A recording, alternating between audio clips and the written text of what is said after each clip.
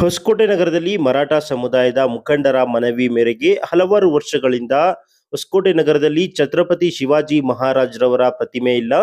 ಆದ್ದರಿಂದ ಮುಂದಿನ ಸಂಕ್ರಾಂತಿ ಒಳಗೆ ಹೊಸಕೋಟೆ ನಗರದಲ್ಲಿ ಛತ್ರಪತಿ ಶಿವಾಜಿ ಮಹಾರಾಜ್ ಅವರ ಪ್ರತಿಮೆ ಸ್ಥಾಪನೆ ಮಾಡಬೇಕೆಂದು ಶಾಸಕ ಶರತ್ ಬಚ್ಚೇಗೌಡ ಅವರಿಗೆ ಜನನಿ ಚಾರಿಟಬಲ್ ಟ್ರಸ್ಟ್ನ ಅಧ್ಯಕ್ಷರಾದ ಡಾಕ್ಟರ್ ಸಿ ಜಯರಾಜ್ ರವರು ಮನವಿಯನ್ನ ಮಾಡಿದ್ರು.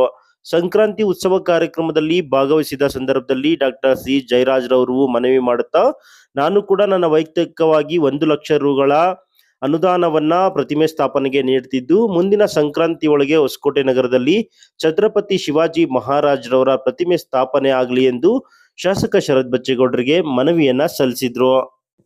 ಇನ್ನು ಇದೇ ವೇದಿಕೆಯಲ್ಲಿ ಡಾಕ್ಟರ್ ಸಿ ಜಯರಾಜ್ ರವರು ಪ್ರತಿಮೆ ನಿರ್ಮಾಣ ಮಾಡಲಿಕ್ಕೆ 1,00,000 ರುಗಳ ಚೆಕ್ ಅನ್ನ ಶಾಸಕ ಶರತ್ ಬಚ್ಚೇಗೌಡರ ಮೂಲಕ ಮರಾಠ ಸಮುದಾಯದ ಮುಖಂಡರಿಗೆ ಹಸ್ತಾಂತರಿಸುವ ಕಾರ್ಯವನ್ನ ಮಾಡಿದ್ರು.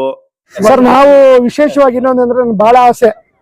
ನಾವು ನಿಜವಾಗಿ ಹೇಳ್ಬೇಕಂದ್ರೆ ಶಿವಾಜಿನ ನಾವು ತೆರೆ ಮೇಲೆ ನೋಡಿದ್ರೆ ನಮ್ಗೇನೋ ರೋಮ ಹುಡ್ತದೆ.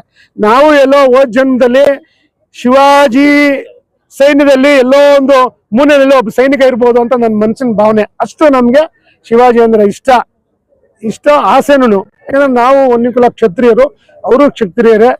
ಅದರಿಂದ ಕ್ಷತ್ರಿಯ ಅಂತಾನೆ ಅಲ್ಲ, ಸಮಾಜ ಅಂತಲ್ಲ, ನಮಗೆ ಶಿವಾಜಿ ಅಂದ್ರೆ ಒಂಥರ ಇಷ್ಟ. ಅವ್ರ ಪುತ್ನಿ ಮಾಡ್ಬೇಕಂತ ಏನು ಶರತ್ ಬಚ್ಚೇಗೌಡರ ಮನವಿ ಕೊಟ್ಟಿದ್ದೀವಿ. ಮುಂದಿನ ಸಂಕ್ರಾಂತಿ ಹಬ್ಬದೊಳಗಡೆ ಮಾಡಬೇಕು ಅಂತ ಆಸೆ ಇಟ್ಕೊಂಡಿದ್ದೆ. ಅವರು ಭರವಸೆ ಕೊಟ್ಟಿದ್ದಾರೆ. ಮತ್ತೆ ನೋಡೋಣ.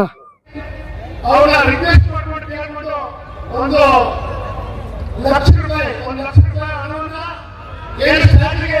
ಈ ವೇದಿಕೆಗೆ ಶರತ್ ಬಚ್ಚೇಗೌಡರ ಮುಖಾಂತರ ಕೊಡ್ತಾ ಇದ್ದೀನಿ.